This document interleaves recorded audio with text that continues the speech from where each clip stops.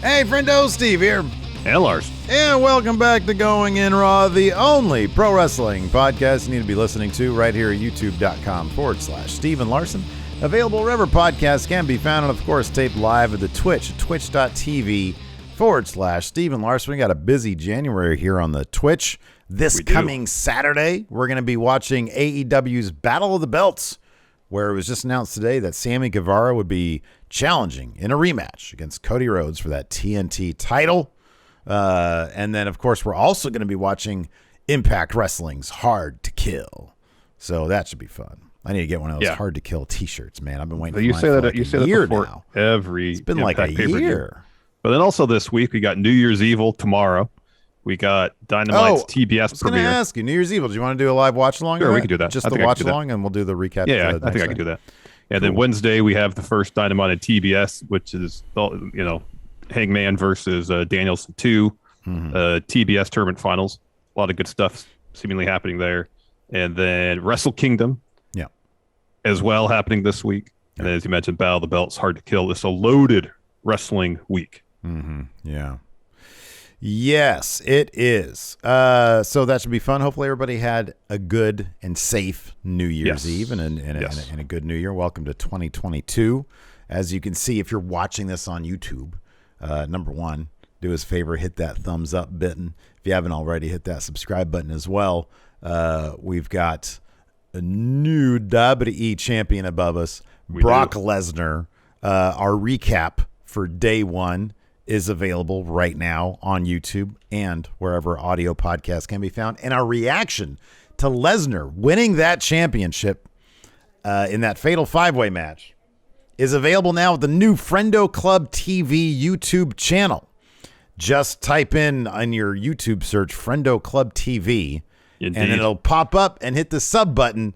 Yes, and we're going to be putting all sorts of stuff there. It's the home to NX Steve, my eFed, going in clips from this show. If you missed the live broadcast, any good clips from the pre-show, like Smash Zone clips, a bunch of stuff randomly just going to go up there, sort of like, as the community, if you're into that kind of stuff, that's where you go for little bits and pieces, odds and ends, all sorts of stuff. And I think, we got WWE 2K22 dropping in March, I believe, or April. Yes. And so I know we're going to be doing stuff for that over there as well. So go check that up. We're trying to build that channel up in the new year.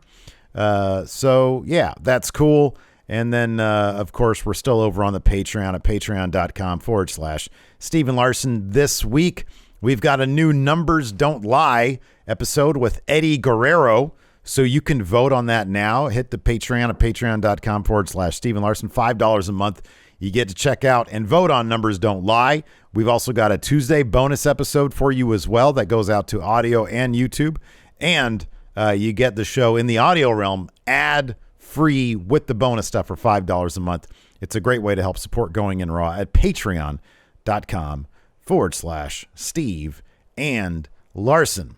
Interesting day leading into the new year for Tony Khan because he sort of decided to burn it down in the last couple hours of the year, and it all stemmed from some comments from Big Swole talking about her time in AEW. Larson, what happened here? Yeah, so in the latest episode of her podcast, Swole talked about her time in AEW and what led to her departure, and there's a lot of quotes here we're going to get through.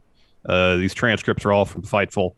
I listened to a vast majority of this show this morning. It's one thing I do a better job this year is, you see quotes floating around. And how often do we see quotes floating around and we read them, we talk about them, but we say we don't know the exact context, Oh, rarely. Yeah. So that's one thing I want to do better at this year is when we see quotes for podcasts, listen to them. Oh, that's not good. We should get context. No, context is key, Yeah, absolutely. I agree. So, anyways, that being said, this is what Swole had to say. We'll have to switch off on this because there's a lot to get through. Yeah, sure. Tag me in when you need me to. Sure. Yeah. And by the way, if you have not listened to this episode yet, highly recommend it. It's really good. From what we also understand, there's a Fightful podcast, Grapsity episode. Yeah.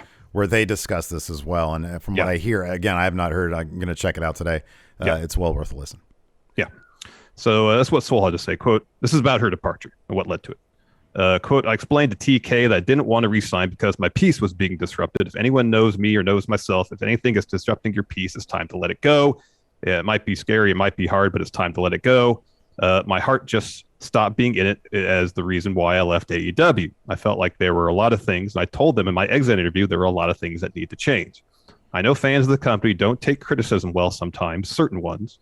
Know this is somebody from the inside. The structure is a little off. It's fine to be loose, but I like to have a bit more structure. I felt like women shouldn't have gone through everything they went through just to get on TV or get time. You're signed to this big company, you should get time. All these men are getting time, but women weren't getting anything, or you're not putting people on TV because more people are coming in. Okay, there are more people coming in, but you don't have enough product for all these people. Now you have all these people sitting around having 2 or 3 minute matches on dark.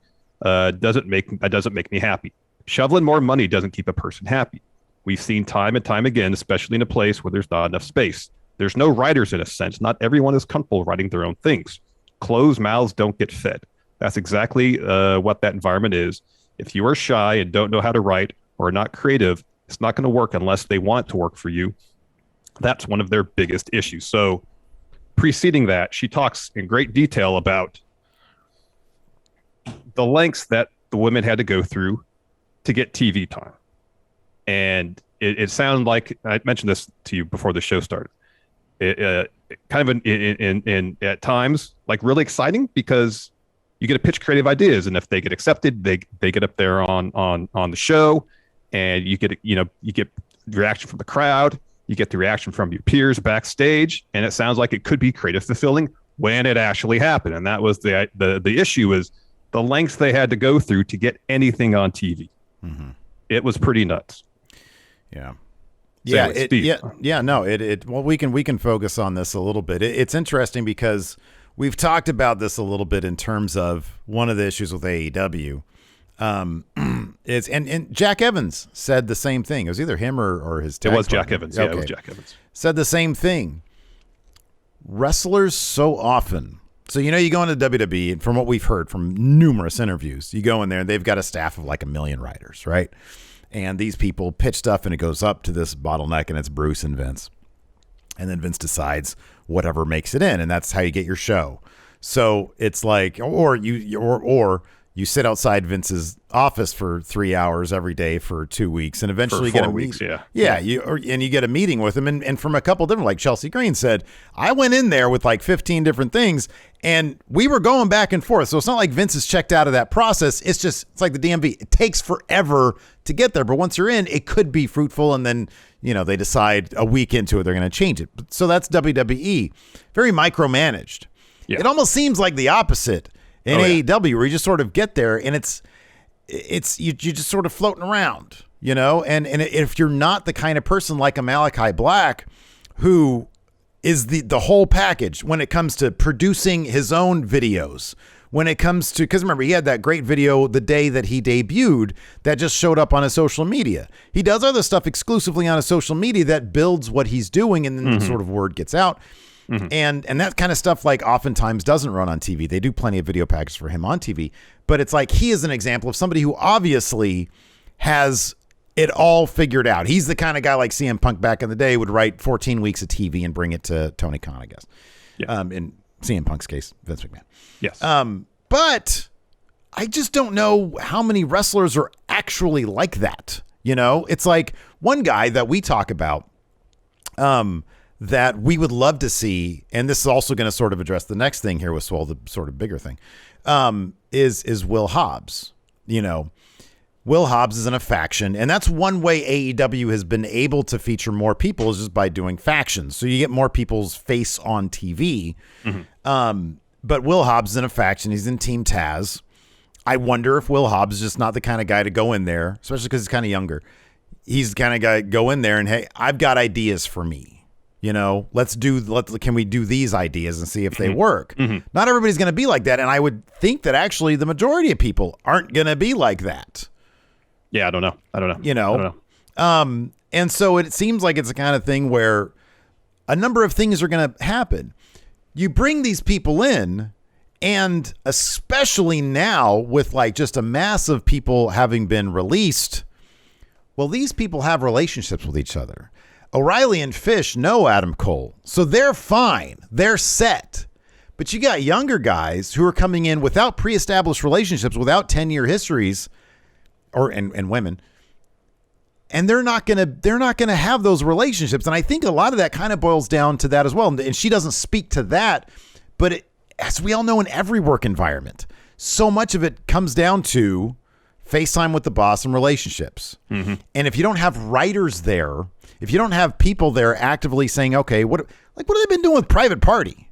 They've been, this is one of the top prospects they had coming into AEW, and they're stuck in this mishmash faction doing nothing. I know. Far underperforming. Yeah. I remember in the first tag title tournament, Private Party beat the Young Bucks in the first round. You're like, okay, this is a launching point for something more for them.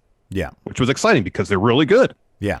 And then they were kind of involved in things here and there. And then they got put in Hardy family office. And seemingly they're not doing a whole lot of anything now. Mm-hmm. One thing Swole talked about in the show was early on, and maybe things don't operate like this now, like they did then, where I think she said Tony Khan just went up to her and said, who do you want to work with?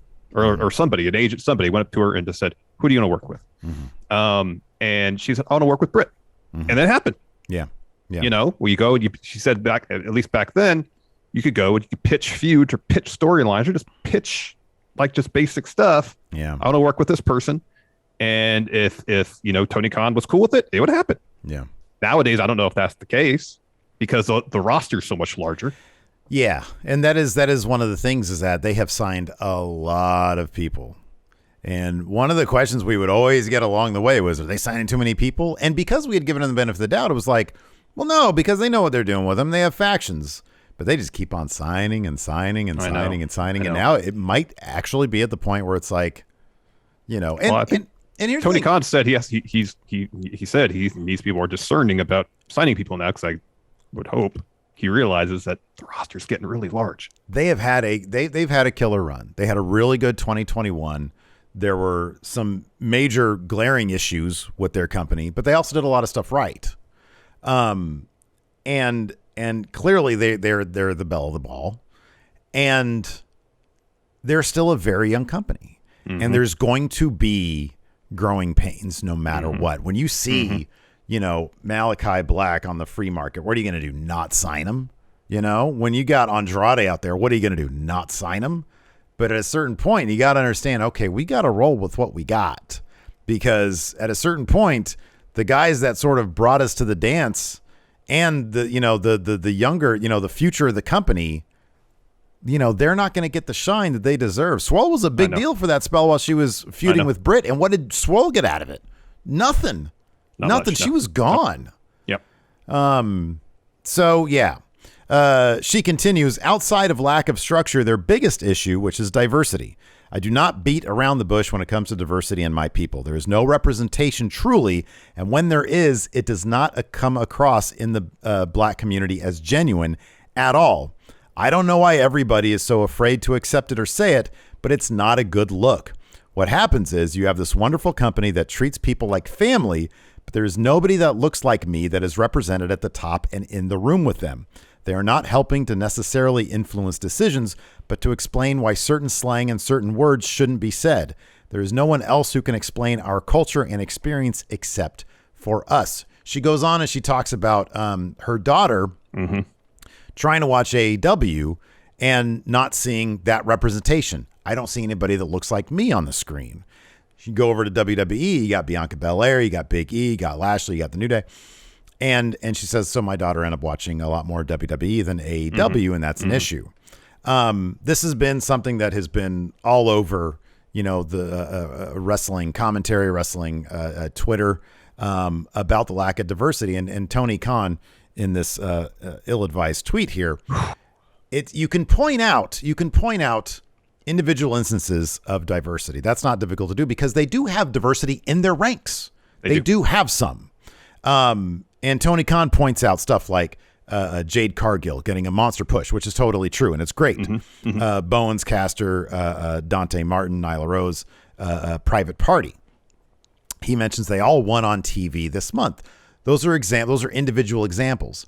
But when's the last time you've had a black competitor ingrained in the main event scene, the way that Lashley is ingrained in the main event scene, the way Bianca Belair is ingrained in, she is totally on the road back up to WrestleMania against Becky Lynch. That's going to happen. She's probably going to win the Rumble this year. Yeah. And I'm not saying WWE is great at it at all. They have a decades-long run of being awful with diversity, with race. They have a terrible track record. Lately, they've gotten better. I feel like NXT 1.0 was on a really good run there for a bit, and they got dismantled. So, in response to what Swole is saying, this is what Tony Khan tweeted out. The top 2 AEW execs are Brown, me, and Mega. Who's this Mega reference to?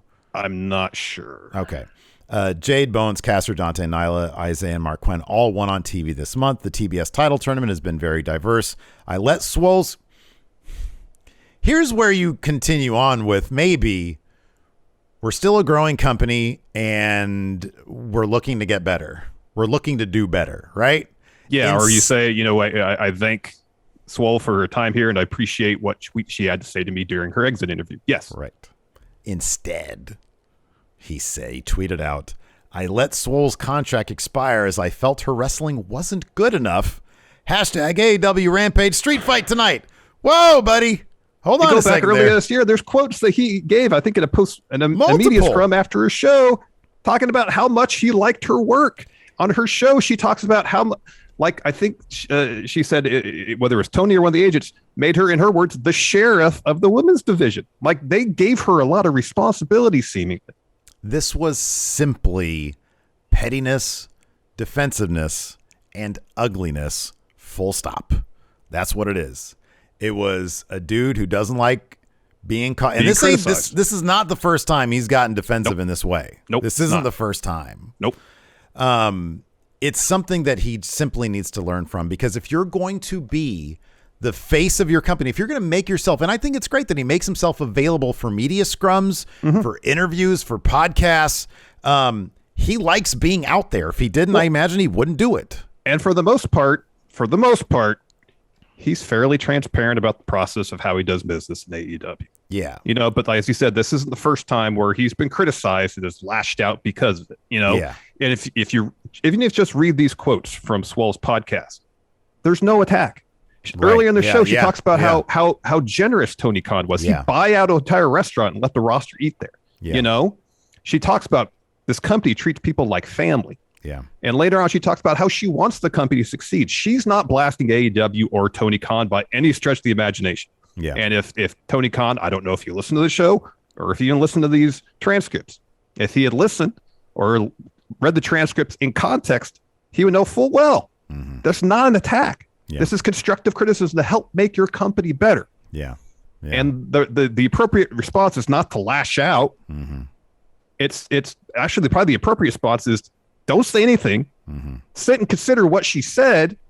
And after you've done that, then give a thoughtful, measured response. Yeah. Mr. Dope here in Twitch chat says she literally praised the company for about 36 minutes of the 43-minute podcast. She did. She really did. She wants the company to succeed, et cetera, et cetera. Yeah.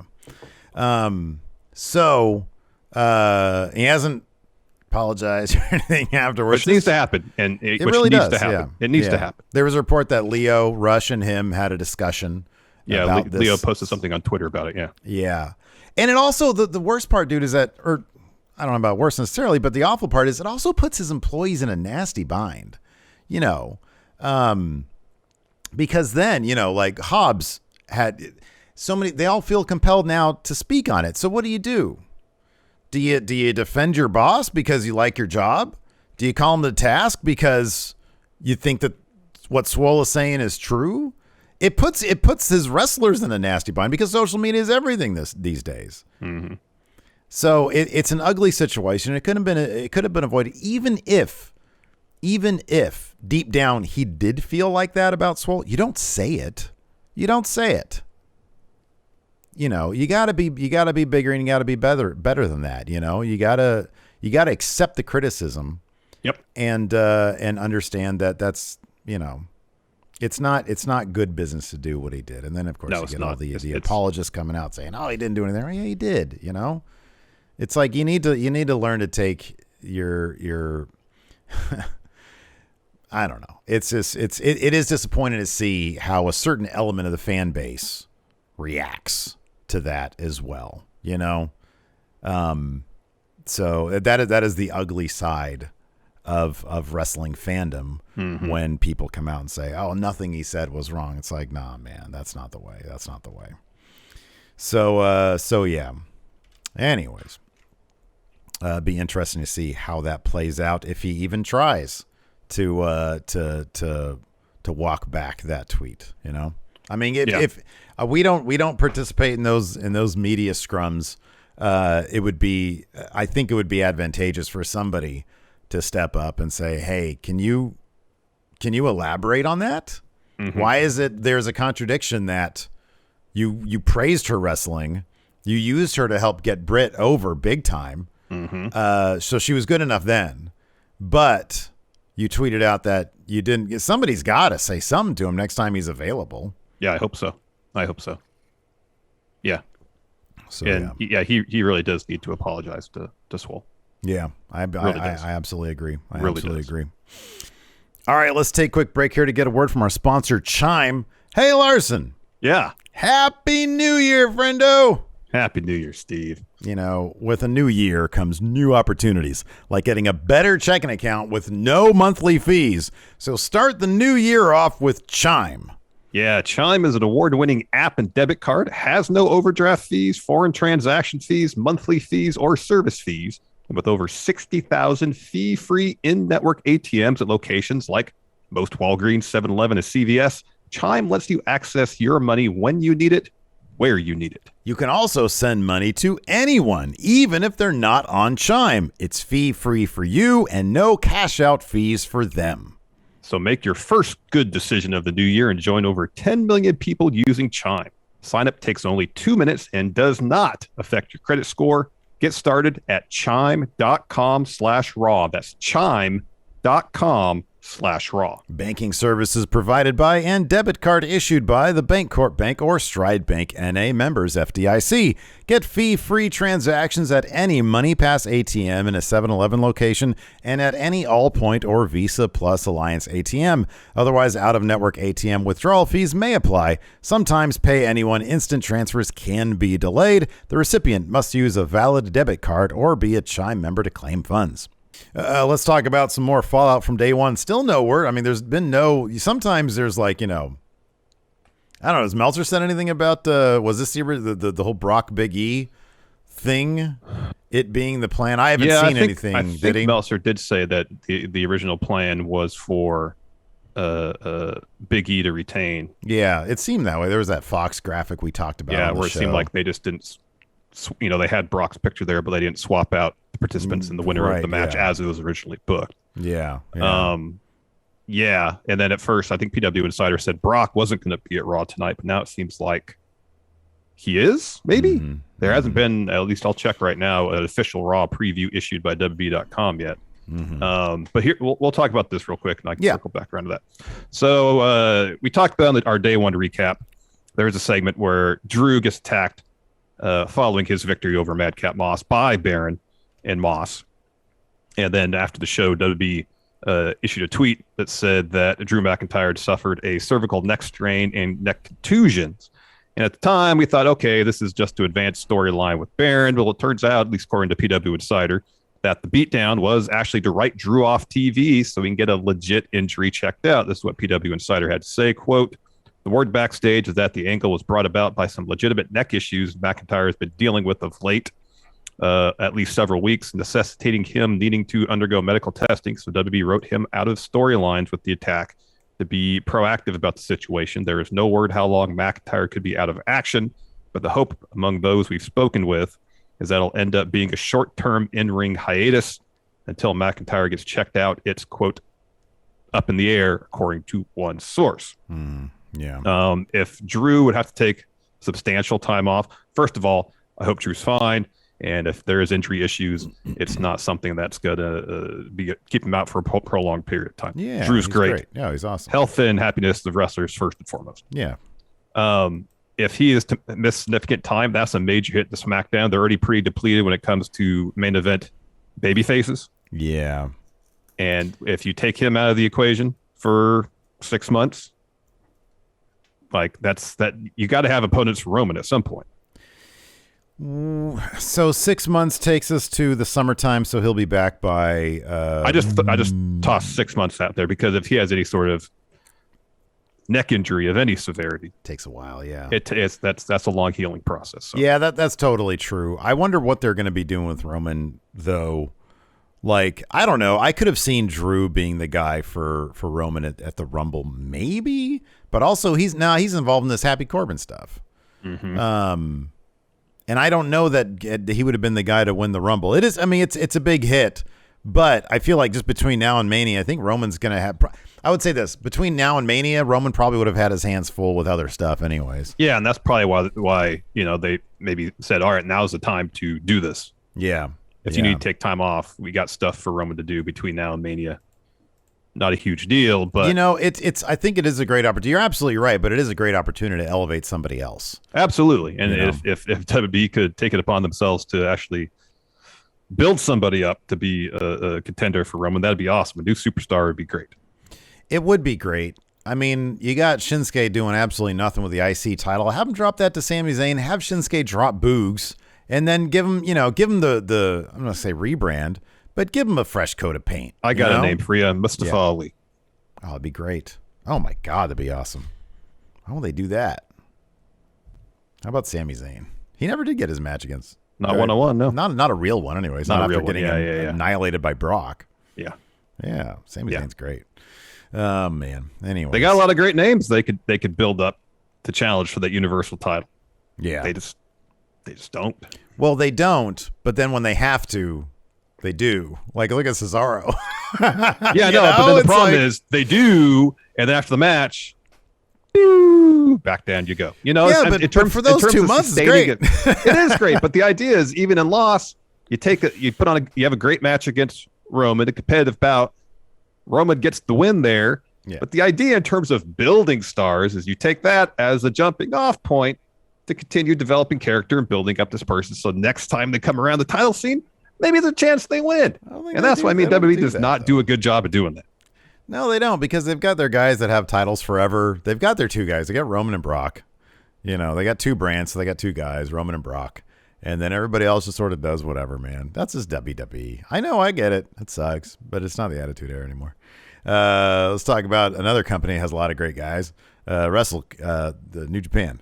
Because they got Wrestle Kingdom tonight and tomorrow night. And then another night 2 weeks from now. And then the Noah crossover show, this weekend. Yeah, it's a loaded week of wrestling. Absolutely loaded. Apparently, Steve wasn't ready to do his predictions yet. Enforcer and I have them in. Are you just going to post yours on Twitter tonight or something? Yeah, sure. I'll send it to you. I'll send it to you in the Enforcer. All right. There's no live watch long. There's no reason for me to have it right now. Well, you just got to have it before the show starts. Yeah, show doesn't start for till 11. I understand. I got 10 hours. I get that. I'm just saying. That's why I'm gonna say mine and Enforcers now, because if I don't post it publicly, then who's gonna know? Nobody pays attention to this stuff, anyways. Nobody even knows what our predictions title scene is like right now. So we're doing a whole thing the month of January. Where we're going to take all the shows that are going on in January, including Zicky Dice's show coming up January 15th. We're going to do a live watch along of that too. Mm-hmm. And we're going to do our predictions for all of them. And whoever has the most points using those confidence points by the end of the Rumble, gets Big Red. And that's our new main title. Yes. So that's what's happening for our predictions. So, I don't know. I'll just give you the thing, and then, nobody's, Just put them on. Just when you got them done, just put them on Twitter before the show starts. That's all I'm asking. Yeah, I'll send them to you. I'll put them on Twitter. Let's just go through this card because there's some fun matches here, and then we'll just do a night one predictions here, and then night two. When's Terminus? Terminus is this month too, right? Yeah. Holy crap! Is that the 15th as well? Is that also on the 15th? Oh boy. Look into that. So night one, Wrestle Kingdom kicks off with one of Steve's favorite matches the entire year. The New Japan Rambo. It's always the most underwhelming too. Like that first year that I was watching Wrestle Kingdom, whatever it was, 2017, the Rambo was awesome. That got me. I was like, oh wow, these guys are serious. They got Billy Gunn. And then it was like, and then they got Cheeseburger. I think it was the first time I'd seen Cheeseburger before. Yeah. It's fine, but these days, just whoever didn't make the card, they put on the Rambo. They don't really bring in other cool people. Stakes, but there's stakes here in the last 2 years because the top four in the Rambo, that's true, get in the King of Pro Wrestling match on night 2 for the provisional trophy for 2022. Yeah. Okay, Maggie says Terminus is January 16th, so the day after Zicky's show. Fun. So I don't think they've announced who's going to be in the Rambo yet. No, they never do. Top four advanced to the match night 2. Enforcer's got some great picks. Of course, Yano. Yeah. He's going to be there. Also, Enforcer says Yuji Nagata, Scott Norton, and then he said a young lion, but didn't specify which young lion. Whoa, wow. Yeah, so, and I got Yano, Chase Owens, good pick, Kanemaru, good, and Hanma. Those are the four. I got to go back and see. Yeah, I feel like there's going to be a Fale in there. Unless is he fighting later on in the last show? Year, no, but last year he was kind of in that mix, and I don't feel like he's been in the mix as much. All right, I'm gonna DM Karen and be like, hey, let's do this together. Let me get some picks here. We got Show versus Yo also. So Show is the bad guy with Bullet Club. Yeah. Yo's the good guy. With Chaos, Show beat Yo before at when when Yo came back. Yeah. Right? Isn't that the situation? Yeah. After they broke up and they had their first singles match, yeah.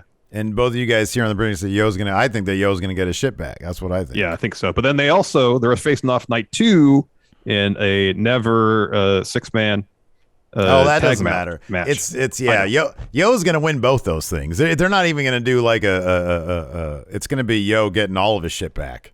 That's what are you thinking night 2? Oh, we haven't done night 2. We'll do night 2 tomorrow. We'll just do night 1. Okay, cool. Yeah, I think Yo's gonna win both those. Yeah, I got Yo with 5 confidence points, and Forcer's got Yo with 4. I'm gonna start doing mine. Good. We'll walk through these together. Next, Yano.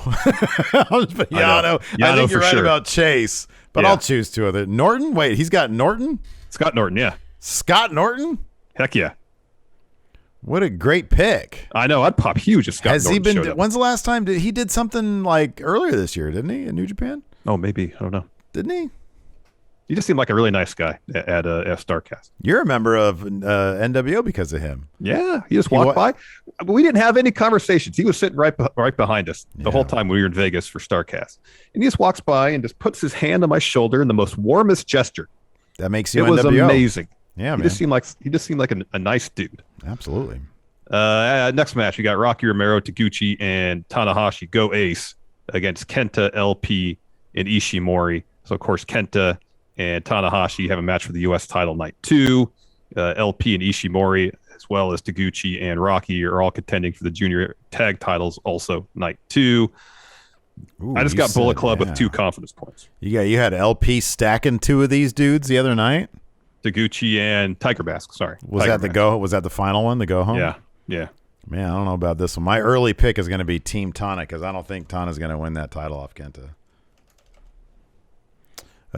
Next up, but I'll make my final decision later. Just posted on Twitter before 11 o'clock. That's all I ask. LIJ taking on United Empire. I got LIJ winning this because I feel like Cobb's beating Naito and Great Khan's probably going to beat Sonata. Great Khan beating Sonata and Cobb's definitely going to win. Man, I don't know. I feel like United Empire is going to clean up. My early pick, United, because who's this in LIJ? It's Naito, Sonata, and Bushi, I think. Oh, Bushi's going to eat this pin, yeah. I think United Empire, and it's against Cobb, Great Khan. Oh, yes, Cobb, Great Khan, and Ospreay. Oh, yeah, that's right, United Empire. No, you've already locked in your pick, Larson. No, I can change it. Oh, okay. How much should I have on this? 5? See, now I want an apology, man. You need to thank me for. Hey, man, we were doing live. You changed a confidence pick live during a show while we were doing a thing. I know. Yeah. No, look, man. You got a mulligan. I've been saving this mulligan ever since then. Hey, okay. How about this? You're welcome. I just saved you 6 points by having you pick Empire. I'm actually making it 5 and giving Yo 6. I did this in a rush this morning. Man, I might have screwed myself. See, I'm your brain trust, man. Next, we got Shibata Enforcer has LIJ with 6. Next, we got Shibata versus mystery opponent in a catch wrestling match. Shibata's winning. Oh, God, yeah. All confidence points. All confidence points on Shibata. That's an easy one. That's going to be a feel-good moment there. That's going to be great. That's great, yeah. For the never open-weight title, we got Ishii taking on Evil. Mm-hmm. I honestly don't know. You guys splitting these, huh? I mean, they got to do something. You think they'd have to do something with Evil at some point. And never open-weight title seems about right for Evil, so I got Evil with 3 confidence points. Oh, wow. So this is for the never title, huh? Yeah. Ishii versus Evil. I have no idea what they've been doing with these guys. I know Evil always sort of wins, but then Ishii's also always hot. My early pick is going to be Ishii, but this is one I have to do some research on. Gotcha. My early pick's on Ishii, but you might pull away with this Evil stuff here. It's only 3 confidence points. Next, we got for the tag titles. Yoshihashi and Hiroki Goto taking on Dangerous Tekkers. I think Yoshihashi and Goto, they won World Tag League. The story they've had for the better part of the year is working together, getting those tag titles. Yeah. And I think it's going to happen. I think Yoshihashi got them now? The Tekkers have them now? Yes, they do. I think Yoshihashi and Goto are getting those tag titles. I got 4 confidence points. Yosihashi's been on a decent run lately. Mm-hmm. But the Tekkers are like the modern-day Gorillas of Destiny. Oh, they're fantastic. Do the Tekkers have anything going on night 2? No. Don't think so. This is the only time the Tekkers are going to do anything? Unless they're in a tag match night. What's the go-home stuff look like? You're asking me a lot of questions, man. I skimmed through that stuff. I'm looking big picture here. The story for Yoshihashi and Goto is working together, getting those tag titles. For now, I'm going to say Tekkers, but I'm going to take a look at the go-home stuff, and I'll post it on Twitter before 11 p.m. Before 11 p.m. this evening, please. Right. Next, for the junior heavyweight tag title. So I'm going to spend Raw junior heavyweight titles. I'm going to spend Raw looking at all the go-home math. All right. For the junior heavyweight championship, not tag titles, not titles. For the junior heavyweight championship, we got Ticking Time Bomb versus El Desperado. This has got to be Takahashi getting this belt back here, right? It's got to be Takahashi. It's got to be the Ticking Time Bomb. Yeah, I got 7 confidence points. But I got to see. I got to again. I'm gonna go with Ticking Time Bomb. But I don't know. I got to look at some of the go-home. I got to see what's going on. Sorry for the tag title match. Enforcer had Dangerous Tekkers with 2, and I don't know if I mentioned he had Ishii 5 for the never openweight title, and Shibata with 9. Maggie says, haha, I'm going to research this for you guys. I'll be like the Tony Reality or PCI. Maggie Stat Girl. She's Stat Girl. Main event for night 1, Shingo Takagi taking on Kazuchika Okada. So Okada, 8 confidence points. Dude, Enforcer have Okada with 8. You know, as much as I love Shingo got the Big E treatment. He got kind of the shaft, dude. Because this is Okada's thing. Yeah, it's going to be because it'll be Okada Okada's versus winning Ospreay. the next night too. Yeah, he is. I feel like he is. Yeah, Okada 8 confidence points for myself for Enforcer. They're resetting things, which is why I'm positive that's why I think Takahashi, because they love taking Time Bomb. Mm-hmm. He's great. Mm-hmm. Yeah, that's all good stuff. Who do you think we should do I wonder who the catch wrestling guy is going to be. That's a good question. Yeah. Who's a strong man? Wouldn't it be great? I think you mentioned. Wouldn't it be great if it was it's probably going to be somebody from Strong. It's probably going to be like, I don't know, a Lawler or yeah. Does Barnett do stuff with Strong or no? That's who I thought it'd be fun if it were Barnett. I don't know what his relationship is like with New Japan right now. Remember that time he stopped a show and just got in the ring? Because Jay White bumped the guardrail to JR. Yeah. Is there a Raw tonight? Yeah, you wouldn't know it going to WWE.com because there's no information about it. 0. Although apparently, according to PW Insider, Brock is supposed to be there. I would hope so. He's the champion. Yeah, although, they hasn't stopped Brock from not showing up before. Oh, man, he was WWE champion. He was never showing up before. Patrick Oliva says Suzuki is Patrick Oliva's pick for mystery opponent. Oh, whoa. That'd be pretty cool. That makes a lot of sense, actually. That makes a ton of sense. So we don't know what's happening on Raw tonight. Nah, you know what, man? It's probably going to be one of his pupils. It's probably going to be somebody from the LA dojo. Yeah. Yeah, I would think so. That makes a lot of sense. Yeah. I would think so. Anyways, we just got a new patron, Tyler Arroyo. Thanks. Oh, thank you so much. Before we, because there's no Raw preview. Before we answer some questions, I would like to give some shout outs to our new patrons. Andy Whiskey Stones, thank you very much. Tyler Arroyo, thank you very much. Zach, Kenneth Tabili, Chavon, and Lertnam George, thank you very much for thank you so much. Your thank support. You. We appreciate it over here at Going In Raw. We do. Let's go ahead and answer some questions. We have every Monday we do a question thread up on our Twitter account at Real Going In Raw. Let's see here. First up, got a bunch of great questions here. The Wrestle dude asked early thoughts on Deadlock Pro Fire. Saw you two sponsor the first episode. I haven't got a chance to watch the second episode yet. I want to. The first episode was a lot of fun. I really enjoyed the first episode. Are they I watched the first one, and I watched the which we sponsored, by the way. Mm-hmm. I watched the debut in real life of Chris Danger and his faction. I think they're called NDA. Or The Reality. I forget what they're called. But they're one of those. I thought it was a really cool moment. I thought it was awesome for a dude to see his creation that he's made so popular in the world, in the digital world, through the 2K stuff and other video games. Get to recreate that. He brought it to life. I thought it was pretty cool. I thought it was really awesome they were able to do that. I shout out to the Deadlock dudes, man. I think they're absolutely terrific. Their podcast is fantastic. Good dudes.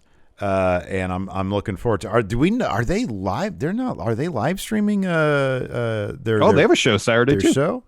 Are they live streaming? Does anybody know they're live streaming that? Don't. It's probably easy for me to look it up. Yeah, you probably just go on look Twitter. at these questions here. I'll do the next question, and you look into that. Jason Lewis, with Brock holding one title and Roman holding the other, what are the odds of Vince booking a women's match to main event either night of WrestleMania instead of those two?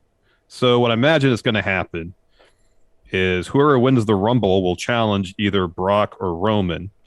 That'll be one of the matches night one, but it'll be Becky and Bianca main eventing night one. And then night two will be Brock and Roman title for title.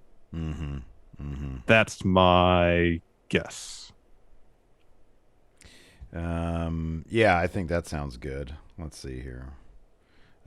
Doesn't say anything about them doing that, so I honestly don't know. All right.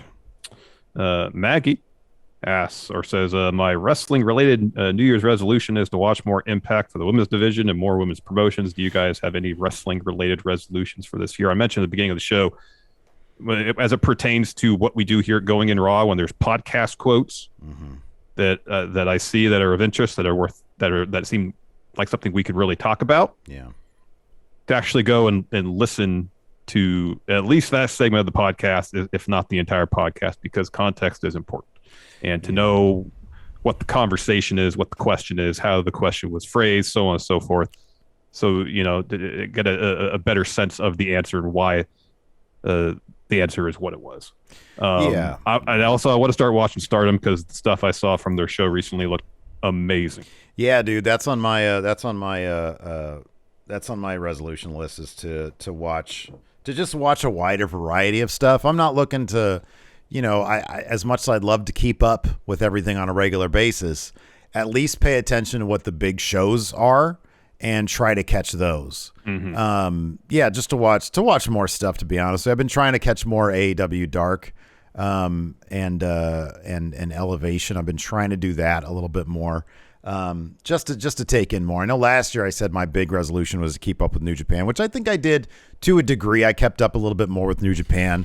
And so yeah, it's just honestly, it's just to watch more. It's just to get a better feel for like where. And last year we watched a lot more Impact last year. And I think we still would be watching Impact had they not moved it off Twitch. Yeah, but I mean, this Saturday we're going to catch their pay-per-view. Yeah, we still watch all their pay-per-views for the most part. Yeah. Joseph Molina, with Lesnar now the WWE champion, how will WWE get to Reigns versus Lesnar at Mania? Will the Rumble mean anything this year? They'll still get to it the same way they were going to get to it, in a larger sense. It's just whoever I said, I think you agreed with me. Whoever lost the match day one between Brock and Roman was probably going to win the Rumble. They motivated that way. Mm-hmm. They have all the groundwork done Mm-hmm. for the Mania match. But it's going to happen. Yeah. You know, they can easily motivate it. That Brock can just come on SmackDown and say, yeah, I may have this, but until I get that, you know, my job isn't done here. Essentially, you know. Yeah. Yeah. I don't know about that Rumble though. What was your idea? What was your idea about the? I think whoever wins the Rumble will face probably Brock night one. Oh yeah. And lose. Yeah. Or they can do whoever wins the Rumble could be the third man in main event night 2. It can be Roman versus Brock versus whoever wins the Rumble. It'd be so great if it was Seth. I think that they're going to go after the tag titles, but it'd be so awesome if it was Seth. Have Seth be like the MVP of Mania. Have him like do double duty. Like he wins the Rumble and then he challenges for the tag titles on night 1, and then night 2 he challenges for the WWE for the unified title. I don't know. They probably just want to do straight up Brock versus Roman though. Yeah, I would think so. Yeah. It's probably more likely that's the case. Yeah. Flint. So now that Big E has lost his title, what do you see him doing this year? Reunite with the New Day or keep on his singles run? They could do both. They could bring the New Day back together and still have them pursue tag team gold while still, you know, pursuing singles pursuits as well. I think with Big E, so we talked about this a little bit in the pre-show, so I'm going to put that clip up on the Friendo Club TV channel. But I think that by the end of the year, I think by the draft, he's going to be back with the New Day, and we're going to see them together the way they were before. But I think in the meantime, he'll probably just be in feuds. Like I hope, and I think this might be realistic. Maybe Goldberg's last match will be against Big E. That's what I hope. That's what I'm thinking. If there's a silver lining in this, is that that Big E gets his Goldberg match at Mania. I hope so, and I think that's realistic. I think that is realistic. Unless we're completely off about the Brock versus Roman at Mania, that might still end up being Goldberg versus Roman for Goldberg's retirement match, like a career versus title match thing, and then Brock gets whoever wins the Rumble, whoever that's going to end up being. I don't know who's big enough, who's realistic for Brock to take on. I don't know. I just don't know how long Brock's going to be around, but every time I say that, like I thought he was going to retire this year, and clearly that's not the case. Granted, WWE has in the past invested a lot of time and energy in storylines to never do anything with them. Sure. They've done so much to build up to Brock and Roman again. That's got to happen at some point. Oh, absolutely. Yeah. I mean, I'm sort of curious how the Paul Heyman thing, like with this big story beat, Paul Heyman seemed to be telling a very specific story. Yes. That might have just been thrown completely off by this. Now, here's a possibility. You would think it would probably be Brock and Roman at Mania. What if they do that in February for the next Saudi show? Oh, yeah, that could be. They like those big matches at the Saudi stuff, huh? Yeah, that could be. And then the Rumble winner gets the winner of that bout at Mania. You could still do Brock as if Brock loses that or if Brock wins that, you could still do, you could do that. Let's see here. Sean Lathrop asks, how and when would you book Xavier Woods' WWE championship win, the only New Day member not to win the big one? Didn't we do that in our fantasy booking for Fantasy Warfare? It was a triple threat. It was a triple threat, New Day triple threat. That's what it was. Yeah. Didn't Xavier Woods, didn't we have him win? No, we didn't have him win.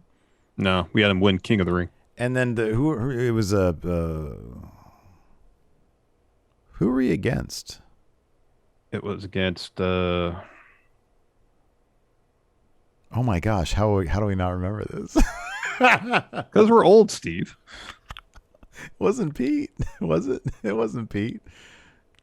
It was Lori was the second. It was wasn't it Pete and Tempest? Was it Pete and Tempest? I think so. Okay. Maybe it was Pete. I think it was Pete and Tempest. Yeah, you're right. Because then like Pete was like, yeah, I really wanted to be Xavier Woods getting the win in the end, and Tempest overruled him. Yeah, that's what it was. So just look at their thing, do that, and then instead Xavier Woods wins. All Al Long the Watchtower says, Happy New Year's, friendos. If there was a wrestling trope you could retire in 2021, never to emerge again, what would it be? And they coexist. That's not true. I just don't like how WB constantly employs it. I think when used sparingly and done right, it's effective. But when seemingly half your storylines rely on can they coexist, it gets a bit tiresome. I don't know how much WWE would change if you got rid of the championship contender match. I'll say this because that's something they employed, again, not to the same degree they have of late, and they didn't use that name for it. Yeah. But a lot of times, hey, we want to establish a new number one contender for a particular title. How are we going to do that? Have them beat the champion and not. Yeah, I'm not a fan of that. I don't like that. I would say get rid of that. If it's WWE, I'd say get rid of that. Forward age. Early predictions of what the main event of Revolution will be. Any chance Britt versus Thunder Rosa closes the show? I would say the AEW title probably closes the show. I think that if any match were sort of, going to be the one to close it in the women's division, it'd be Britt versus Rosa. Mm-hmm, yeah. Mm-hmm. I wonder if, and now it's too early to tell when Mox is coming back. Yeah, sure. He's taking care of his health, and he should take all the time he needs to do that. Whenever he does come back, you got to imagine that they probably want to pick up whatever plans they had, if they, for Mox and Paige, because I'm assuming Mox probably would have been the one that was going to win that number one contender tournament. I think you're right. It would have been Paige's first. If he's not back, opponent. I would suggest that maybe if it was me, I'd try to find a way to get Kenny versus Bryan versus Paige in a triple threat. Mm-hmm. That would close Revolution. Let's see here. Mike Petrosky, with the Forbidden Doors will well and truly open, what are the odds we'll get a giant multi-promotional super show in the near future? I had originally thought, a couple months ago, I thought that was the case. I kind of feel like it's not, because AEW has so many people on their roster. They need to make every show count. And so I just don't see them doing it. I think the Forbidden Door is closed for a bit. I think that they're going to focus on themselves for this year. Nikyle has a question about whose line is it anyways, and WB edition. I got to kind of have to jog my memory, which we've already established is not great. So Nikyle asks, you have been tasked to choose 4 wrestlers good with improv for the show, as well as the scene from a hat. So they got to pull a scene.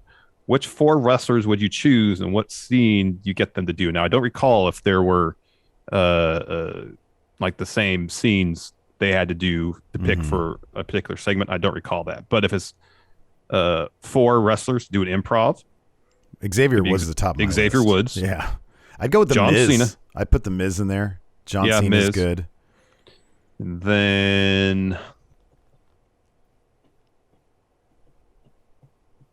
I'd put Big E in there. Big E's funny. Oh, Die Hard Homer has a Samoa Joe. Oh, that's a good answer. Samoa Joe, yeah. Let's see here. We've sort of already answered that one. Dr. Lipkin says Sami Zayn. That's a good answer. Oh, what a great answer. That's a good one.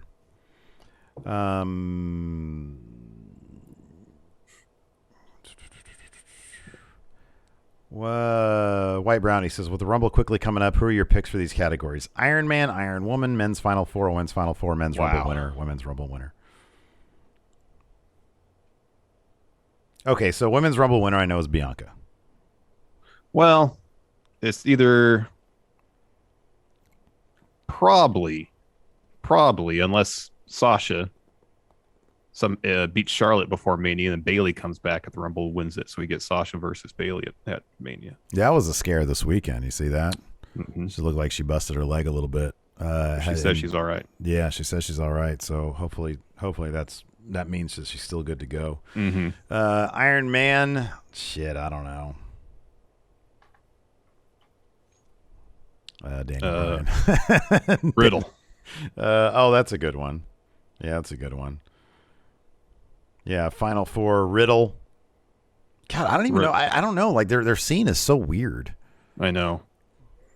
Like for all we know, Edge is going to win the damn thing. I just don't know. Yeah, I know. I got to give it a couple weeks. I mean, WWE's really unpredictable right now. Yeah, but I always get the feeling it's just like it's AAA unpredictable, not not really good storytelling unpredictable. Oh man. Let's see. We talk about not very good storytelling. There's stories that go on for generations. AAA. Heel ref, man.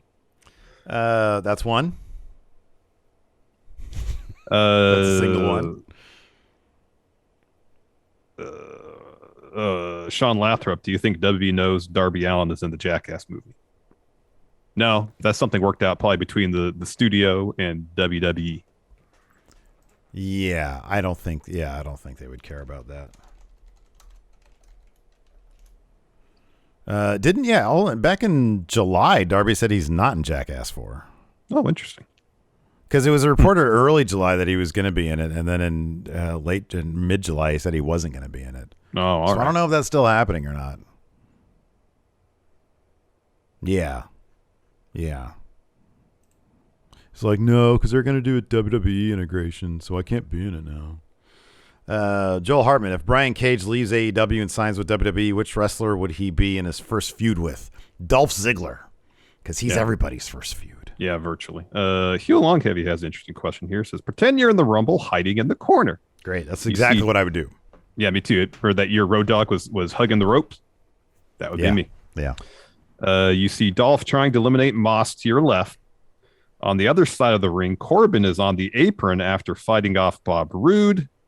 Do you run to hit Corbin off, help Dolph, try to toss out Dolph and Moss, or keep hiding?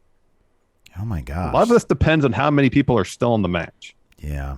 Now, if this is the final few, you go and you eliminate those two people. I say you go and you try to get Baron out because Baron's trying to get who out? Baron's on the apron. He's on the apron. After fighting off Roode.